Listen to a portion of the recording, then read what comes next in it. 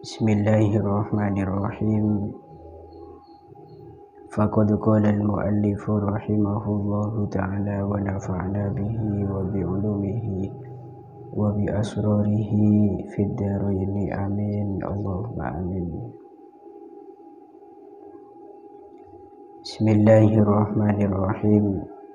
Nikah melanjutkan yang kemarin, bahwa hadis yang kemarin itu diriwayatkan oleh Sayyidina Umar ibnul Khattab radhiyallahu taala anhu, sehingga kita di sini perlu untuk mengkaji sedikit tentang biografi Sayyidina Umar. Yang pertama, kami mengambil dari pernyataan sebagian ulama, yaitu fanaqulu laisa fi sahabah man ismuhu Umar bin Khattab illa huwa. Jadi dulu dalam sahabat itu tidak ada yang memiliki nama Umar bin Khattab kecuali beliau.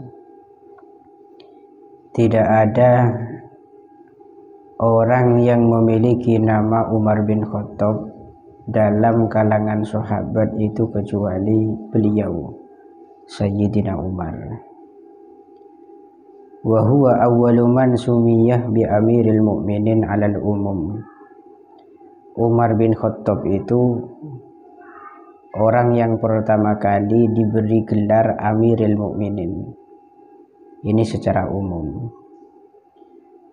Beliau diberi gelar Amirul Mukminin itu oleh Sayyidina Adi bin Hatim dan juga Labid bin Rabi'ah ketika beliau itu sowan kepada dirinya.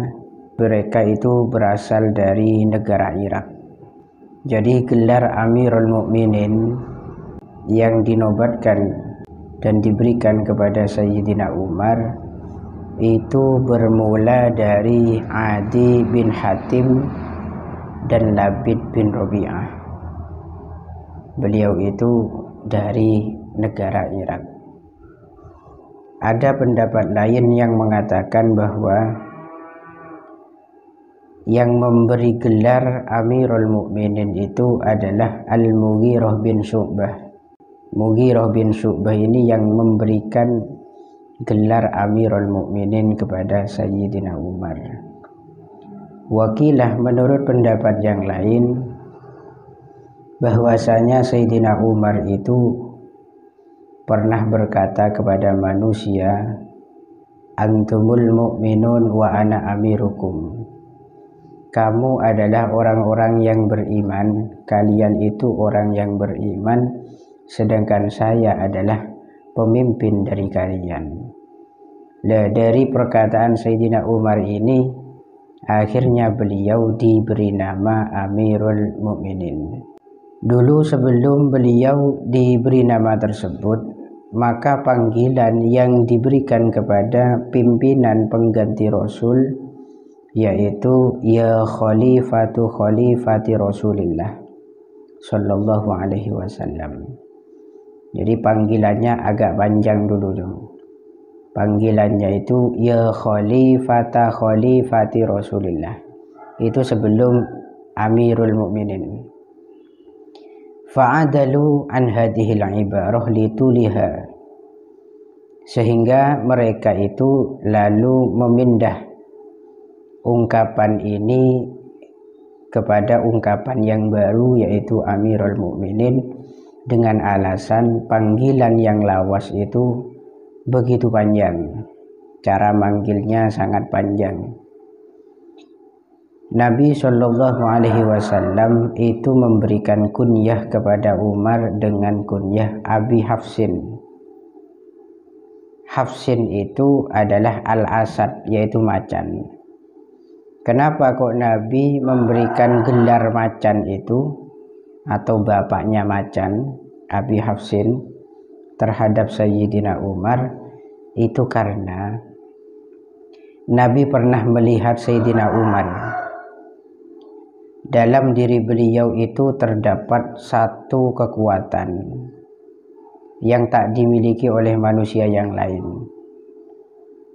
sebagaimana yang diriwayatkan oleh Zaid bin Aslam dari bapaknya, bahwasanya bapaknya Zaid ini pernah berkata, saya menyaksikan Umar bin Khattab radhiyallahu anhu, itu beliau yumsiku uduna farasihi bi ihda yadayhi wa yumsiku bil ukhra udunahu. Umar itu kalau memegang telinganya kuda, itu dipegang telinga satu dengan satu tangan, kemudian memegang telinga yang satunya dengan tangan yang lain. Berarti kedua tangan Umar itu menyentuh kedua telinga kuda. Lalu Umar langsung melompat sampai dia duduk betul-betul berada di atas sang kuda. Ini satu gambaran kehebatan Sayyidina Umar.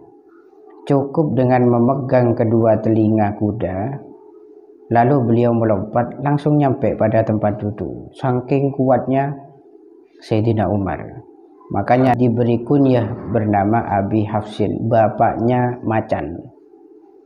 Pancen dalam jiwa Umar itu ada keberanian, dan di samping itu ada kekuatan. Wa kana mauliduhu radhiyallahu anhu ba'da amil fail bisalasi asyrata sanah. Kelahiran Sayyidina Umar itu terjadi setelah tahun gajah. Selisih waktunya adalah 13 tahun lamanya. Berarti 13 tahun setelah tahun gajah atau peristiwa peperangan dengan pasukan gajah itu terjadi, 13 tahun setelah itu Umar di situ lahir. Berarti bisa disimpulkan di sini selisih kelahiran Umar dengan Sayyidina Muhammad Rasulullah itu selisih 13 tahun, lebih sepuh Nabi Muhammad. Usia Umar itu terhitung 63 tahun umurnya. Al-Imam Abdullah bin Mas'ud pernah mengatakan, ma kunna naqdiru ala an nusalliya indal ka'bati hatta aslama Umar bin al-Khattab. Kata Abdullah, saya itu tidak pernah memiliki kemampuan untuk bisa sholat di sisi Ka'bah hingga Sayyidina Umar itu masuk Islam. Falamma aslama qatala Quraisyan hatta shalla indal Ka'bah wa shallaina ma'ah. Ketika Umar sudah masuk Islam, maka Umar membunuh pasukan kafir Quraisy hingga Umar itu bisa melaksanakan sholat di sisi Ka'bah, dan kami pun juga ikut bersama Umar sholat di sana. Jadi dulu itu sahabat untuk bisa sholat di sanding Ka'bah atau di sisi Ka'bah itu tidak punya kemampuan, karena begitu bahayanya sholat di sana karena faktor ancaman dari kafir Quraisy. Namun ketika Umar masuk Islam, semuanya jadi aman. Jadi pengaruhnya besar ke Umar. Wa kana sababu islamihi, sebab keislaman Umar, yaitu inna ukhtahu bintal Khattab radhiyallahu taala anha zaujata Sa'd bin Zaidin ahadul asyrati kanat qad aslamat hiya wa zaujuha. Jadi saudaranya Umar, ini perempuan. Umar itu punya saudara perempuan bintul Khattab. Karena pancen Umar itu bin Khattab, punya saudara perempuannya mana? Bintul Khattab. Bintul Khattab itu adalah istrinya Sa'id bin Zaid. Sa'id bin Zaid itu salah satu dari 10 sahabat yang terkenal. Sa'id bin Zaid ini masuk Islam bersama dengan saudaranya Umar. Kemudian Umar itu mendengar tentang masuk Islamnya sang adik gitu, tentang masuk Islamnya saudara perempuannya itu. Lalu faqasadahuma liyu'aqibahuma. Umar itu bermaksud untuk menyiksa keduanya, saudarinya itu dan juga suaminya. Ini didengar Umar langsung marah karena masuk Islam. Faqara'at alaihil Qur'an, kemudian sang saudari tadi membacakan Quran untuk sang Umar. Akhirnya fa'auqa'allahu fi qalbihil Islam. Allah menurunkan hidayah kepada Umar yang berupa Islam ke dalam hatinya. Lalu Umar masuk Islam, kemudian datang kepada Rasulullah Shallallahu Alaihi Wasallam fi darin 'inda Sofa, di satu rumah di sisi gunung Sofa, gunung atau bukit yang biasa digunakan sa'i oleh orang haji itu, Sofa dan Marwah. Lah nyampe di sana, fa'adharu islamahu fakabbarul muslimun farohan bi islamih. Nyampe di Kanjeng Nabi, Sayyidina Umar menampakkan keislamannya. Wah, ini peristiwa yang sangat menggembirakan, membahagiakan saat itu. Saking bahagianya seluruh orang Islam saat itu mengumandangkan takbir karena keislaman Sayyidina Umar. Summa kharaja ila majami'i Quraisyin fanada bi islamih. Sayyidina Umar ini setelah menobatkan dirinya sebagai kaum muslimin, dia itu keluar menuju kepada perkumpulan kafir Quraisy dan memanggil-manggil dengan panggilan atau seruan mengajak kepada Islam. Ini Masya Allah, orang yang tak ada tandingannya memang Umar. Baru jadi orang Islam sudah berani lancang masuk ke gerombolan orang kafir dan mengajak dia untuk masuk Islam dan memperkenalkan dirinya sebagai orang Islam. Nah, ini kan berarti kan bengalan macam Umar. Baru masuk Islam langsung entar ke kelompok orang-orang kafir. Abdullah bin Mas'ud juga pernah mengatakan, kana Islamu Umar fathan. Keislaman Sayyidina Umar itu sebagai fathan, satu kemenangan, menjadi satu kekuatan terhadap umat Islam. Wa hijratuhu nasron, hijrahnya Sayyidina Umar dari kafir menuju Islam itu sebagai pertolongan dari Gusti Allah. Wa imaratuhu rahmatun lil muslimin, dan dia menjadi seorang pemimpin itu sebagai rahmat bagi orang-orang Islam. Wa luqiba bil Faruq, Sayyidina Umar itu diberi julukan dengan Al-Faruq. Makanya kita sering mendengar dan menyaksikan ada di berbagai tempat sebuah nama Umarul Faruq. Umarul Faruq itu adalah Sayyidina Umar bin Khattab. Kenapa? Karena beliau itu diberi julukan oleh Rasulullah Shallallahu Alaihi Wasallam berdasarkan debu Nabi. Nabi pernah debu, innallaha ja'alal haqqa ala lisani Umar wa qalbih. Allah itu menjadikan kebenaran berada pada lesannya Umar dan hatinya Umar. Jadi apa yang muncul dari lesan Umar dan yang muncul dari hatinya, semua itu adalah kebenaran. Wa huwal faruqu farraqa bainal haqqi wal batil. Kata Nabi, Umar itu adalah pembeda, pemisah, yang memisahkan antara yang hak, yang benar dan yang batil. Umar itu adalah asyrafi Quraisyin fil jahiliyah wal Islam, orang yang paling mulia di suku Quraisy pada zaman jahiliyah dan pada zaman Islam. Berarti Umar itu dulu sebelum masuk Islam sudah jadi orang paling mulia karena kehebatannya. Setelah itu masuk di Islam menjadi sahabat yang juga paling mulia karena kehebatannya. wa bihi azzallahul Islam, dan dengan sebab Umar Allah memuliakan agama Islam.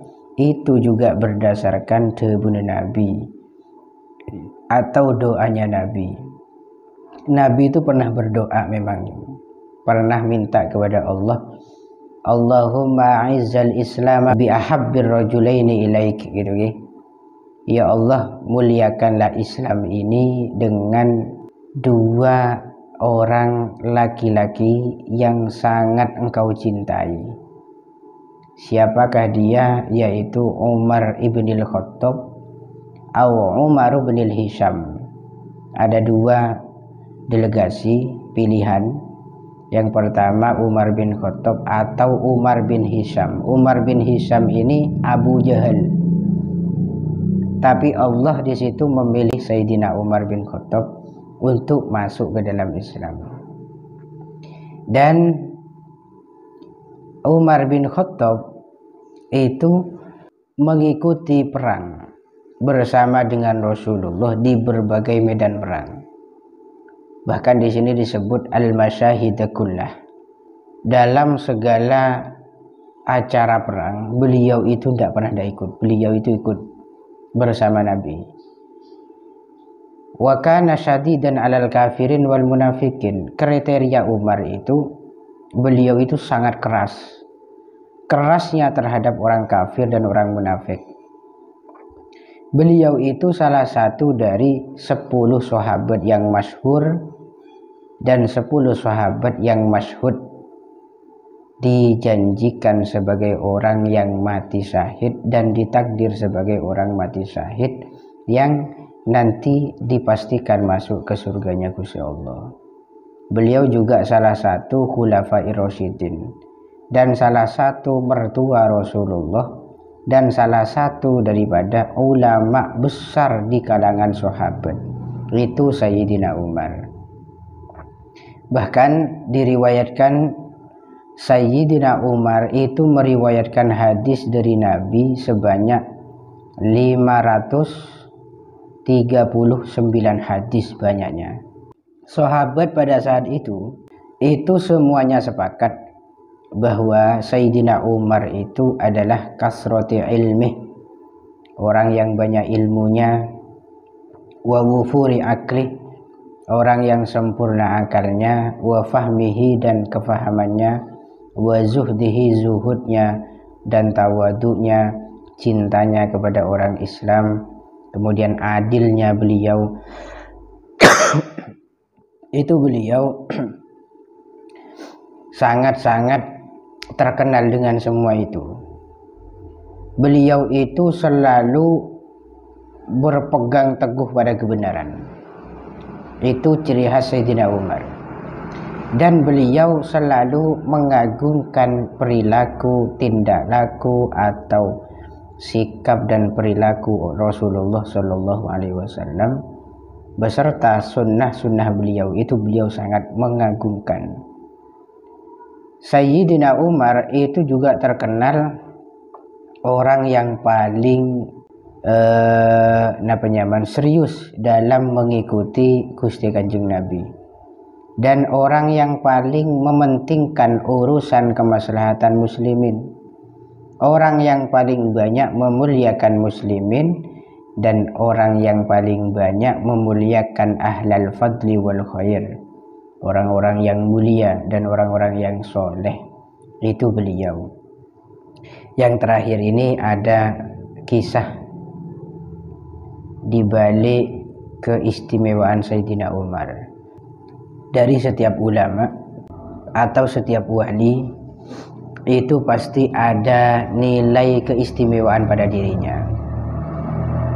Begitu juga Sayyidina Umar. Sayyidina Umar itu diibaratkan sebagai wali, itu punya karomah. Kalau diibaratkan Nabi itu beliau punya mukjizat. Kalau diibaratkan orang biasa, dia itu mendapatkan maunah atau punya keistimewaan lah jong, pada dirinya itu ada. Di antaranya adalah kisahnya Sariyatil Jabal. Sariyatil Jabal yang sangat terkenal, yaitu ada satu peristiwa gempa yang sangat besar dulu. Ini diantara kisahnya. Ada satu gempa yang sangat besar di zamannya Sayyidina Umar, sampai-sampai gunung itu mau hancur. Gunung itu dan bukit-bukit itu mau longsor lah. Kalau sekarang mau longsor. Itu terjadi setelah masa Amwas. Masa Amwas itu ada tragedi dulu di masa Sayyidina Umar. Dan ini juga sangat terkenal. Dan dijuluki dengan masa Amwas sama umat pada saat itu. Akhirnya ketika gempa itu melanda, Sayyidina Umar itu memukul bumi dengan cumeti atau pecutnya, cambuknya lah. Etokol senyaman tanah nikah. Pas Umar ngocak ke tanah, uskuti ana adlun illam akun ana adlan fawailun li Umar. Diamlah wahai bumi, jangan sampai bergetar lagi kamu. Saya ini orang yang adil. Kalau memang saya ini bukan orang adil, maka celakalah bagi Umar. Loh, setelah mendengar kata-kata Umar ini langsung diam bumi. Lentu langsung ampuh. Ini hebatnya Sayyidina Umar. Walam ya'ti ba'daha misluha. Setelah kejadian itu, di tempat itu tidak pernah ada gempa lagi. Sampai seterusnya. Gara-gara ejenciin Sayyidina Umar itu. Terus kisah berikutnya, itu dulu ada sungai Nil di kota Mesir. Sungai Nil itu airnya sangat surut dan tidak pernah bertambah. Surut saat itu airnya tidak tinggi-tinggi dan tidak nambah banyak, kecuali memberikan tumbal seorang wanita yang perawan. Akhirnya Amr bin As itu mengirim surat kepada Umar bin Khattab. Ternyata Sayyidina Umar itu memerintahkan surat dari siapa? Dari Umar bin Khattab, disuruh buang ke sungai Nil sebagai ganti dari perempuan itu. Biasanya tumbalnya cewek perawan, kemudian sama Umar di situ, wes tidak usah cewek itu, cukup surat saya yang dibuang. Ternyata setelah dibuka surat itu isinya, innaki in kunti tatlu min indillah. Hei songai, men pancen kake ya keluar karena pancen kersana Allah, maka sampean kudu keluar. Men pancen kake raja banyak aingeh karena keresan pangeran, maka sampean kudu raja. Itu oke. Namun wa in kunti tatlu min indi nafsik fala hajata lana bik. Men pancen kake raja atau begini ke Arab kake tibi, maka saya tidak butuh itu. Ini bukan urusan saya. Akhirnya setelah dibuanglah surat itu, tiba-tiba sungai Nil itu langsung bertambah airnya. Yang sebelumnya surut langsung jadi banyak. Ini berkat keistimewaan Sayyidina Umar. Ada lagi satu kisah bahwasanya dulu di kota Madinah setiap tahun itu ada api. Ada api yang melanda di daerah tersebut. Akhirnya orang-orang Islam melaporkan masalah itu kepada Umar. Umar itu hanya memerintah anak buahnya untuk meletakkan sorban beliau atau selendang beliau, diletakkan di wajahnya seorang budak tadi dong, atau anak buahnya. Dekik men apa je dateng, maka tang selendang atau sorban menjadikan tuh itu sabuk neng muana totopen tak abid apa je bekalilang. Ternyata terjadilah itu, datanglah api melanda kota Madinah. Setelah itu terjadi, anak buah itu menjalankan apa yang diperintah Umar. Dan betul adanya setelah sorban atau selendang, ini selendang sebetulnya bukan sorban, itu ditaruh di wajah, lalu api itu hilang, lenyap seketika itu. Ini beberapa manakib atau keistimewaan Sayyidina Umar. Jadi kalau kita mencari tahu lebih dalam manakib beliau itu la tuhsa, tidak bisa dihitung saking banyaknya. Ibarat sekarang wali itu, beliau itu banyak karomahnya.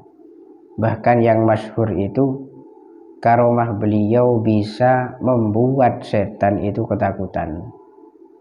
Dan setan memang takut berjumpa dengan Sayyidina Umar.